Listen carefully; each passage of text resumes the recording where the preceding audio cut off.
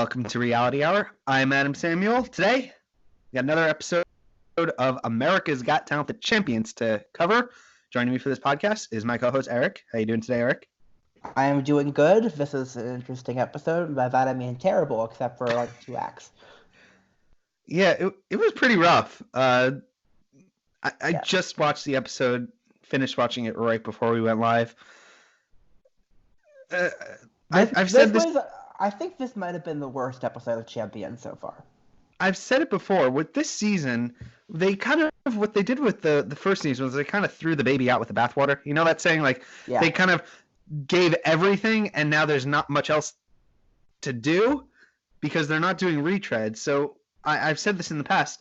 What this season feels like, it doesn't feel like a champion season. It just feels like a regular season. Like there's the fodder contestants, there's the not great, there's the golden child, if you will.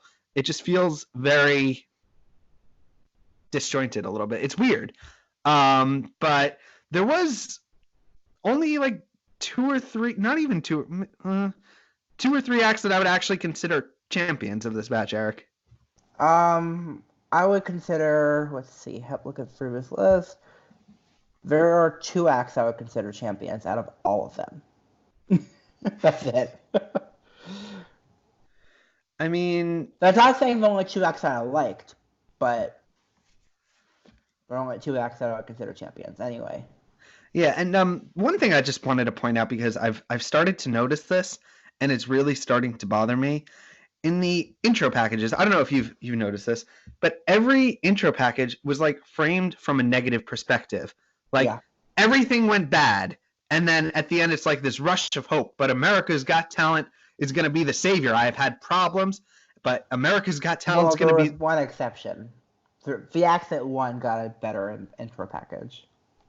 They make it seem like if you don't win the show, you just like your life is over. Like you spend forever living that loss in your mind over and over, and it's on a loop.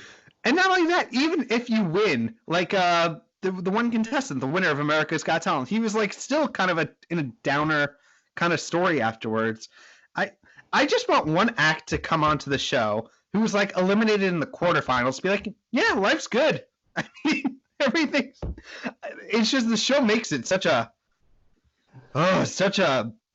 Mm-hmm. And I feel like, come on, it's not that big. Like, they're making it seem like an act that was the runner-up, like their life was over. Like, it just... Come on. Yeah. But yeah, this was definitely for me the weakest episode of the Champions this season, and yeah, probably honestly the entire show. The question I got to ask you, Eric, is where did it go wrong? Where did this kind of problem kind of come from? It came from... Is it again? The acts? It's not. Well, it's not. I don't even know, honestly. There's so many issues I have with Champions. Even they fixed some of them from last season, but a lot of the bigger ones still remain, and we'll get into them as we go for the acts. Honestly, we're skipping the headlines this week because I didn't have any. I have one. We'll talk about it in a second. I have one actually as well. Let's do that. But before we kind of do, I just want to say there was one act that I was really excited for going into this episode, and they got buzzed. Like that kind of sums it up, because first of all, we will talk about that because my conspiracy mind is thinking it was maybe a jab at Howard Stern, but anyway, what? Get there. All right, we'll get there. But yeah, let's talk some headlines. So my headline's kind of a bit of a smaller thing. It's just a video we saw. Do you have you want to share yours first? Yeah, so apparently the boy band In Real Life, who were one ABC's show boy band, which no one watched. I watched one episode. It was really bad. I watched a little bit of it, like a clip of one episode. It wasn't good. They split up after 2 years. I'm only bringing this up because I wonder how long it's going to be until the X Factor band splits up. I'm going to be honest. I'm surprised they made it 2 years. Me too. Some of these bands, either they go really big and they stick together a little bit longer, or they split up usually pretty fast. quickly. Yeah, because they're not genuinely manufactured. They're like the show puts it together. No, that is the definition of manufactured. Yeah, so they are manufactured. They're not genuinely conceived.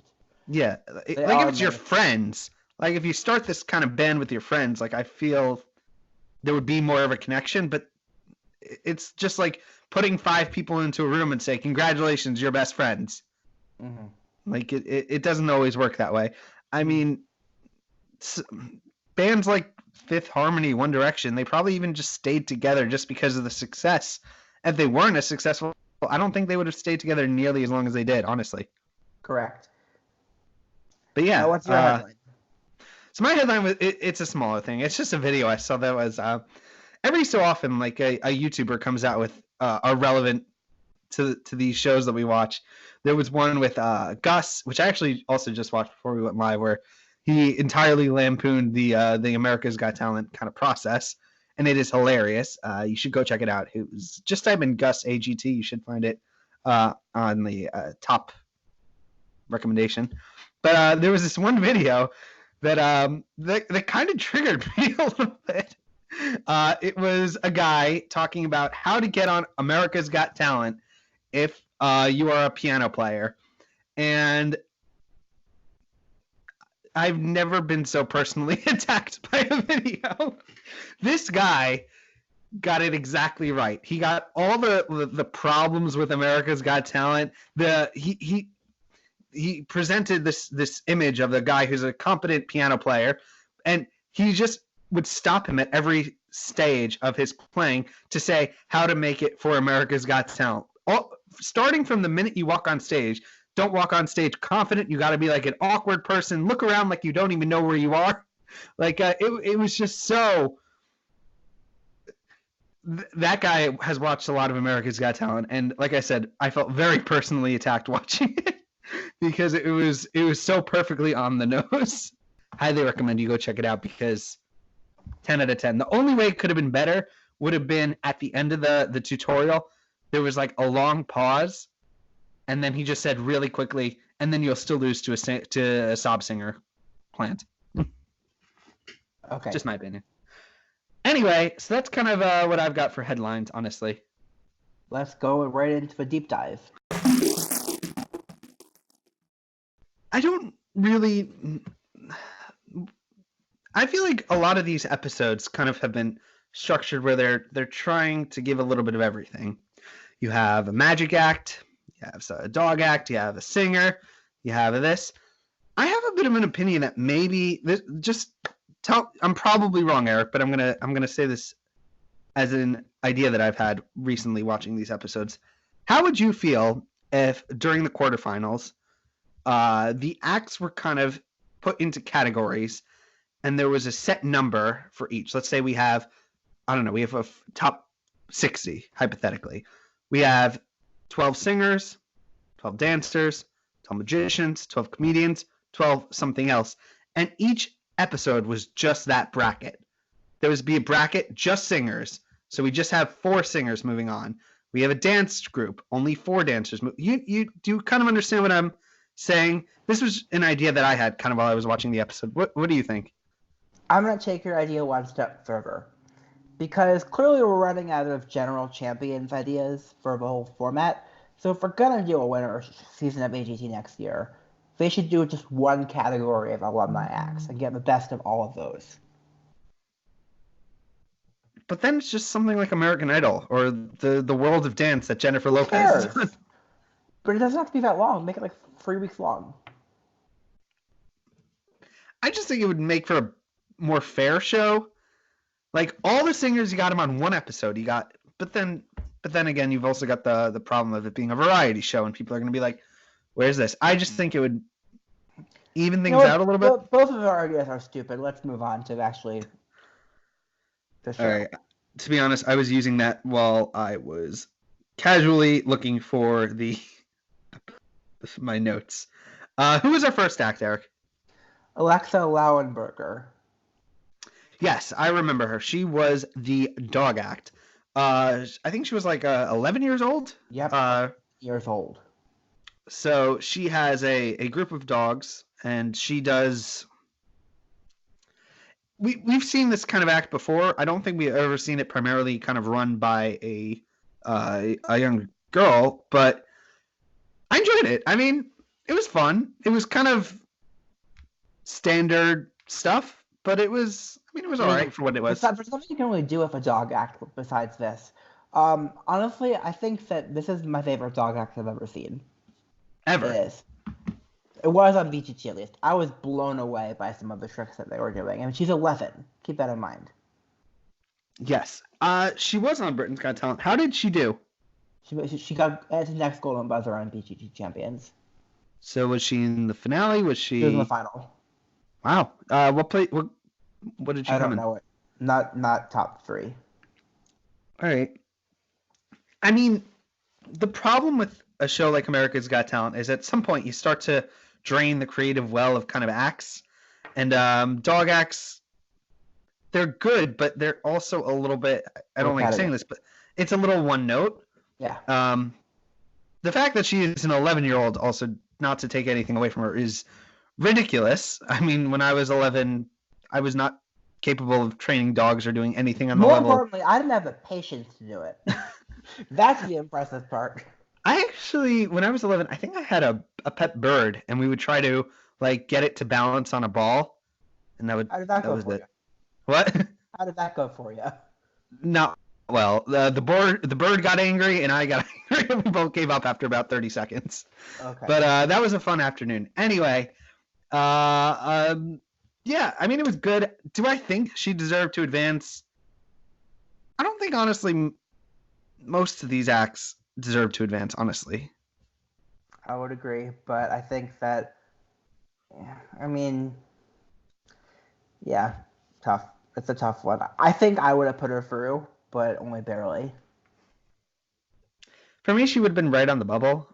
Same like, here. I mean, at the end, she is on the bubble, but I might have honestly still cut her because I do think dog acts, they're just one note. They're just kind of, and it's not to her. There's only so much. This is one of those talents that I feel like there's a limit to how far you can maybe push it. For puppies. They're very cute puppies. You can't cut puppies. Oh, God. Yeah, sure. Any other notes on Alexa? Other than the fact that I'm sorry to everyone who's listening to this at home and has an Amazon tube with them. Let's move on. Oh, right. Let's move on to Tyler. To be bleeped. Yeah, you could add that in post. Tyler Butler Figueroa. We remember this kid. He was on our last season of America's Got Talent. He is a 12-year-old violinist in the vein of, he's kind of like a kid version of a cross between like Lindsey Sterling and Brian King Joseph. And it's good yet. Unfortunately, I don't think he's as good as either of them, though, honestly. What did you think? He's also 12, so he has time to get there. But as it stands right now, you're right, he's not as good as either of them. He's very cute. MJ on our blog, basically, the passable violinist, but a very cute kid. And yeah, I can't say it better than that. It's a shame because I think we actually have Brian King Joseph coming up next week. We'll get there. Which I'm pretty excited for. I am also really we haven't seen Lindsey Sterling on the show, and I really like that. There's like a little part of me that I like. Lindsey Sterling is kind of above it, gone beyond it, which I do feel a little bit of pride for. And I think she might even be like one of my all-time favorites to come from the show. Okay. But I do enjoy seeing her legacy kind of echoed in these acts that they kind of try to replicate, because in her season she was like, they really talked her down, and now they're trying to like recreate it, and we're trying to rewrite the history. Yeah, I just think that's like her getting the last laugh, and I enjoy it. And Tyler's kind of, to his credit though, he is really good. I mean, it's just he's 12. I don't know how to say this. I feel like he's more like a Kids Bop act. Like it's just not. I think he's better than Kids Bop, but the thing is, he's 12, and he'll get really good if he keeps at it. All right. So, moving on, we have a contestant I had never heard of before the show, Ben Hart. He is a magician.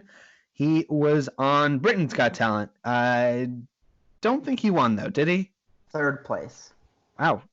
This year, like 2019. Who was the winner? It was the singer, right? The older singer? The old guy, yes. Oldest Who was the runner-up? Mark Spellman, X. All right. But yeah, Ben Hart, he does this routine with a bowl, which I kind of was able to figure out a little bit, kind of how the trick was done.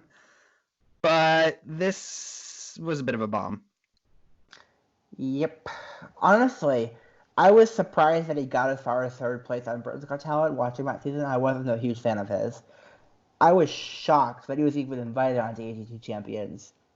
But this was awful. I'm sorry. Yeah. I don't know. It was just awkward. I mean, it wasn't. Nothing went wrong, but it was like he did. He dropped one of them.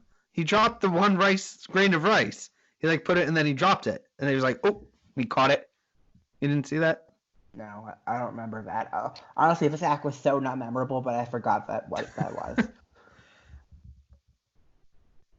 It just kind of went out with a whimper. There's just not much here to say. Was he better on BGT? What? The sad thing is, not much. Did he get a golden buzzer? Nope. How'd he get there then? I don't know. I have to go watch that because I am a little bit curious. It's just one note. There's not that much special, which is weird because Simon Cowell ends up buzzing an act that I thought was so much better than him. And if Simon's gonna buzz anyone, yeah. I will say though, I still believe there shouldn't be buzzers for. I agree, but if there were buzzers, this was the act to buzz.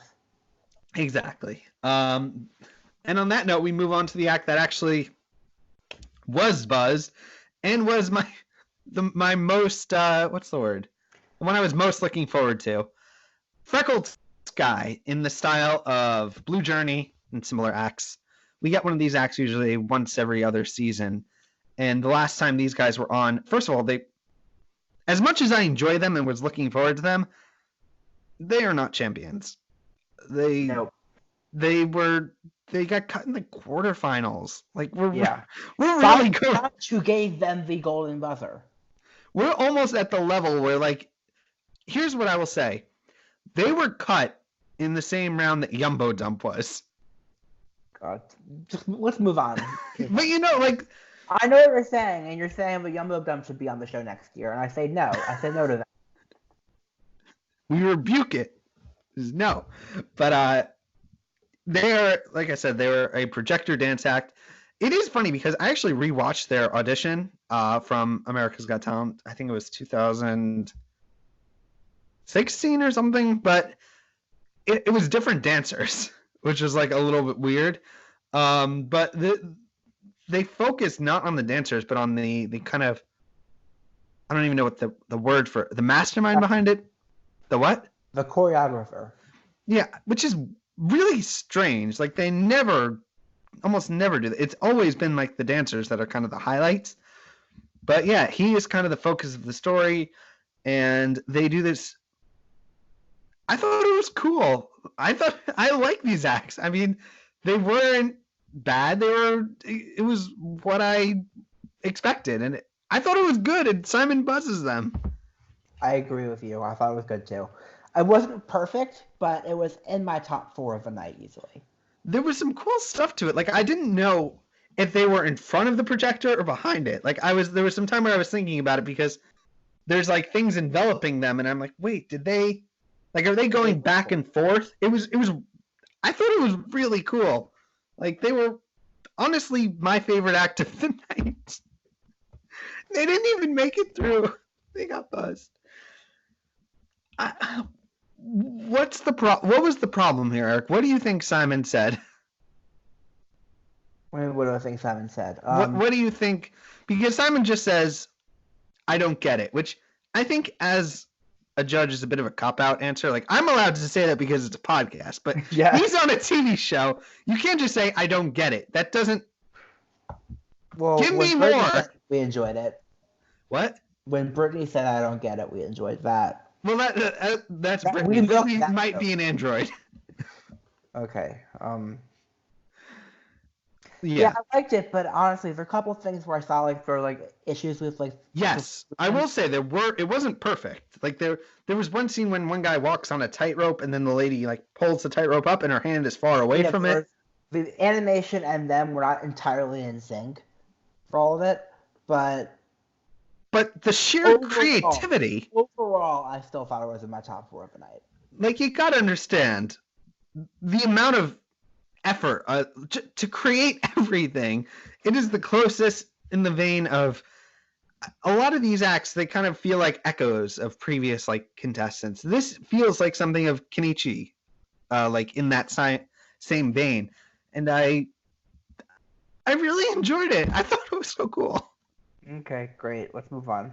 Let's move on to Moses. He is the winner of Italy's Got Talent. This is a strange act. Can you explain what Moses does? No. Can you? I mean, he plays harmonica, I think it was, and then he boxes at the same time, which is a talent. It is a talent. I will say right off the bat, Moses is the most talented harmonica player I've ever heard in my entire life. Yeah. Very good. I mean, the stuff that he does, it's cool. I actually pretty much enjoyed this.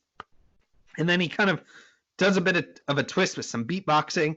I almost just like the harmonica. I thought the harmonica stuff was cool. The problem is that it's as much of a talent almost as kind of Tyler's. Tyler does dancing also, but it's kind of in the same vein. But the problem is that it's a smaller talent, and it's not a big talent to kind of for a stage, which it could take the same amount of effort as some other acts on these shows. But the problem is that it's a small act, and it can't. I don't even know how you make it bigger, honestly. Well, they just put weird dancers and things around him, like they did on this show. Yeah, because that works. That always works. That always works. It's what someone actually once called it, the Star Wars approach. When the scene isn't working, you just put things in the background. You just throw money on the stage, and yeah. But I will say, I still enjoyed it, and I didn't hate it, but it was kind of boring, honestly, for me. I thought it had a campfire feel to it, I liked it. I enjoyed it. A campfire feel to him, but we'll get there. All right. So let's move on. At this point, the show is just not living up to it, honestly. But we got The Unbeatable from last season.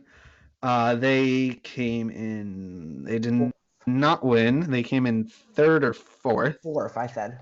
Yeah, they are a dance troupe, and there's always one. There's always a dance troupe with you got all the ingredients of what a successful dance troupe usually is on America's Got Talent. You got the story, you got the kids, you got the actual talent. It's kind of all comes together. What did you make of them, Eric? They are really freaking good, and if they do win, they'll deserve it. But I want to talk about the slow-mo here because it was driving me crazy. Very much leaning on the slow-mo for this stuff, honestly. I mean, it was driving me crazy. I mean, literally, this and Howie was annoying before the act started. Oh my God, they got a movie made about them. Yes, everyone can get movies made out of them. I could get a movie made out of me if I wanted to. It just takes money. Oh my God, standing ovation thing. This act exemplifies all of my issues with Champions and why it's not live. Because the editing on this one was obnoxious to hell. It was awful. Everything got slow-mo. And it was but it'd be okay if someone on YouTube slowed it down after the fact, and I could see it that way after the show aired. But when the show airs, I want to see it as it's happening. I don't want things to be slowed down randomly. And it was excruciating. But putting all my anger about the show aside, they are really good. The show so strongly feels like they're screaming at me that they want me to like this act. Like they are pulling all the stops. You got Terry Crews losing it backstage. You got like Howard standing up when there's a movie made it up. You get Yeah, it's just it almost makes me like nothing against them. It's more like a problem with the show. It just because the show makes me so badly, like they so badly want me to like them. I almost am a little bit turned off as a result, just because of the obnoxiousness of the production they're kind of putting on for them. But they're very definitely talented. Dance troupes, they're not usually my thing, honestly, on these shows. I find them a bit repetitive. I can't connect with them on these acts. But I can't deny they're talented. I mean, they do some pretty impressive acts, professive flips and stuff, but it's just not for me, honestly. But I can't deny that they're a talented act. Okay. But yeah, some impressive stuff. But like I said, every impressive thing was ruined by the slow-mo. Yeah. And the editing and the fakeness of it. It feels fake is the problem. Yeah, exactly. But that's how it is. Champions got a champion. Anyway. Champions got a champion. And now at this point, let's talk about one of the acts that actually is a champion. I think it's the one or two of the night that I would have said deserved it. Michael Grimm, who is the fact that he beat Jackie Evanko alone, which I was not watching America's Got Talent during that season, but Jackie was a big name from that. Like the big name from that. People who I like.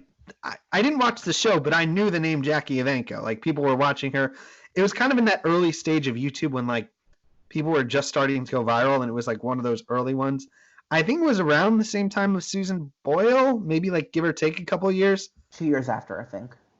Yeah, in that early stage of kind of when viral videos were kind of just starting, like Jackie was one of them, and this guy beat her. Were you watching that season when it was on? Oh, that was one of the few seasons I actually watched a little bit of. I remember watching the last episode of that season. So, what did you make of Michael? I remember liking him from that season.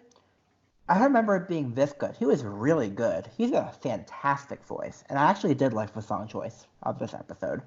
I loved seeing the stripped back acoustic thing. I'm glad he got to be on the show, but I wish I would have put him through. I wish I could have seen another performance from him. Yeah, he's good. Like not good, like just good, but like really good. Yeah. Like I thought it was pretty fantastic, honestly. I mean, the song was "I'd Rather Go Blind," which I have heard quite a few times on these shows. But this was another case where I almost wish I didn't watch the backstory, because the dude won, and they're kind of like still painting his story like a negative, and a little bit. I mean, it kind of is, but because he didn't really succeed afterwards. But who cares? He won. Like that should be a win. And who can come away from winning, first of all, $1 million, winning the show, and still it being a negative like that? Yeah, I would agree. But very talented dude. I almost wish he was still. He's not young enough to have been to still be on American Idol, right? He's in his 40s, I think. Well, sorry. What? The Voice. No. Go for The Voice, Michael. No. Anyway. Why no? Because that's not going to do anything anyway. I really loved this, actually, and this song was on his first album, so I downloaded it. I've listened to it a couple times. It's really good. And he doesn't make it through. Why, Simon? Why? Mm-hmm. All right. Let's talk about Duo Destiny. This is another act it's a category we see almost every season. There's always one. It's the sensual air routines, doing suggestive poses, and I will say I don't deny their talent, but we see this every season. They never win, and I feel like the champions, when the super fans are advancing acts, I feel like it's really like justice for the producers see it as like justice. Like, yeah, we're gonna get the acts that you never like. We're gonna put them through. We're gonna get the result. But this act isn't for me. Every year we get one, but I just don't connect with it. Same.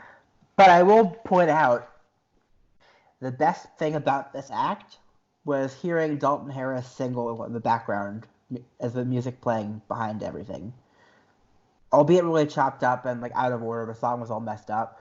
But hearing his voice on American TV was good. Other than that, the act, I forget it. It's forgettable. Yeah, hey, it's just, Dalton. There's just not much to it. I mean, I've seen this. Like, I've seen it a couple of times, and we have to go through this every year. It's like there's the meme from SpongeBob where I don't remember what the thing was, but SpongeBob or Patrick is running away, and they said it was him. He did it, and they turn and there's an old man, and the townspeople would just go, "How many times do we have to teach you this lesson?" You know the one? No. All right. Well, it's just every year we get another act like this, and every year we have to send them home. But we can't send them home because of the super fans. Next. All right. Next up, we have Quick Styles. Eric, tell me a little bit about Quick Style. They're choreographers for BTS. Yeah, and they do a routine. It's not... It's low-key, which is a big problem. The big first problem here is they come on stage and they start with a bit of an apology, which right off the bat is kind of, don't ever start a performance with an apology. I feel like that's a very bad thing to do.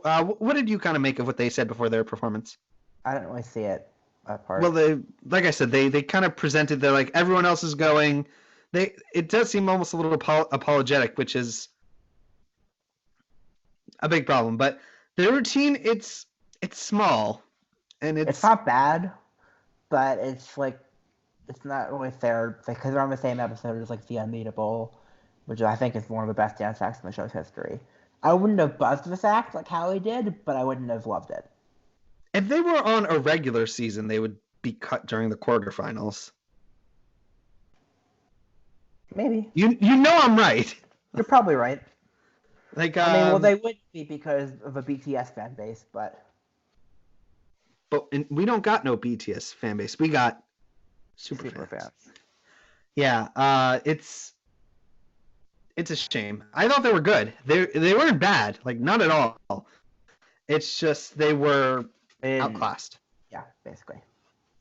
All right, I'm gonna take a quick. No, wait. Actually, we have next up Mikey Dark. Mickey Dark.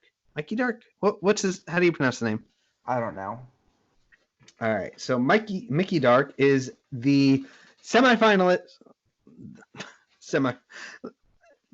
Not exactly a champion act, but he's a pseudo magician / danger act in the style of. He's basically a different take on the Sacred Rihanna. Basically. What did you think about him, Eric? Decent trick. Not really hard to figure out. I think the giant board Heidi was wearing had something to do with how it was done. But, Yes, so this was very... I will say, I did enjoy it. Like, I didn't hate it. If I was in the audience, like, I would kind of dig it. Like, it's one of those things that I feel maybe would translate more to being there. Like, the fact that you're kind of at home does dampen the effect a little bit, but he has Heidi come on stage. He puts this. It almost looks at first like a cowbell, but it was like a dartboard kind of, but like a bit thicker. He takes a picture of Howie, rips off its eye, which I I feel like it would have been funnier if it was Howard Stern's face, because that's how Simon Cowell thinks of him. And he throws it in a basket, and he throws a knife as the baskets are falling, and hits it. And yeah, I thought it was good. I enjoyed it. Great. I mean, glad you enjoyed the second he pulled out a knife, I was like, "Oh, this is good." Okay. Thank God. I like it. It wasn't amazing, but it was fun. Okay. Sometimes I like to have fun, Eric. Okay. You also hate puppies, so. I do not hate puppies. I had a dog for 3 years. Well, then why would you cut the puppies? What? Why would I cut the puppies? The first act, I thought their act was one note. Like, a dog is a great... You know what I mean? The episode title is Adam Hates Puppies, right? Adam does not hate puppies. Adam hates kittens. I don't like cats. Cats, I'm not a cat person at all. Cats usually hate me, and I don't like them either. Okay, whatever. But cats are great because you can use puns. You can make puns of them. And there was a movie about them that everyone hated. Great. Anyway, let's move on to superlatives, shall we? Best of the week, worst of the week, and that's all we're going to do this week.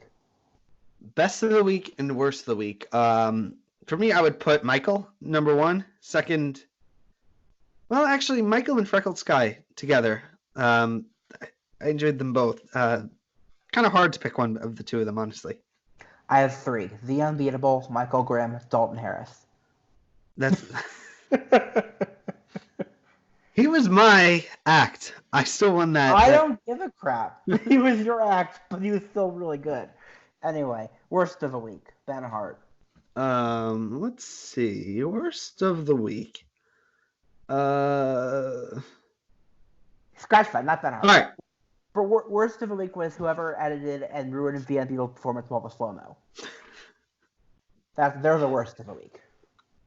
Honestly, the worst of the week for me was Quick Style, because at least with Ben Hart, I felt like an emotion. The emotion was confusion coming away from it, but with Quick Style, I kind of came away with like apathy, like just like nothing. But at least Ben Hart got me to react, so I can't say he's the worst. I would give it to Quick Style. That was just so new episode title comes staring you. Confusion is greater than apathy. It's true. Okay. Who do we got coming up next week, Eric? Again, I cut some of the names out because I only want to talk about a couple of them. Bars of Melody. I'm excited for them. They're good. Brian King Joseph. Another good name. Christian Stoyanov and Percy, because Scooby died. Scooby died? Assuming. Why else would he have Percy? No. Scooby didn't die. I hope not, but we'll find out. No, now we need to find out. Did Scooby really die? I mean, a new dog name, so we'll find out. I mean, I'm sure that'll be... I can tell you, if he did die, we know what the intro VT is about. What? That'd be so sad. Yes, it would. Connie Talbot is back. Good name. That's a good one. The Silhouettes. Who? Silhouettes. All right. They were runners-up on AGT. Voices of Service. The choir. From the military choir. And then an act from Australia's Got Talent, which is JJ Pantano. He's a kid who does, like, roast jokes about the judges. Oh, I don't like that. I'll do anything if they'll roast Simon. Yeah, that's I would have such a good roast of Simon Cowell. Okay, great. Anyway. By the way, I don't think this is confirmation or not, but I have found an Instagram photo of Christian Stoyanov with Scooby from January 3rd. Let's hope Scooby's not dead and they just retired. See, Eric, I don't hate dogs. Yeah, I don't hate dogs either. That's what we got today, Eric. I want to say I am Adam Samuel. You can find me on Twitter at AdamSoapbox. And where can we find you? EricAscher.com, Eric_Ascher on Twitter, bit.ly/EricLawVids. All right. Anything else for the week, for the podcast? Nope. For the viewers who've made it this far, good for you for sitting for another hour of the worst episode of AGT Champions so far.